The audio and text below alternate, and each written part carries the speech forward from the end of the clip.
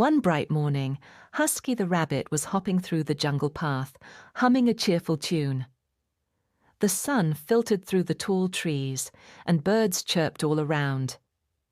Suddenly, a ripe mango fell from above and landed right in front of Husky. He looked up and saw a young monkey dangling from a branch, looking distressed. "Help!" the monkey cried. "I climbed up for the mango, but now I'm stuck." Husky tilted his head, thinking fast. Husky gathered some vines and tied them together. "Grab this!" he shouted, tossing the vine up to the monkey. With Husky's help, the monkey climbed down slowly and landed safely. "You saved me!" the monkey exclaimed joyfully. To thank Husky, the monkey offered him the mango. They sat under a tree, sharing it with laughter.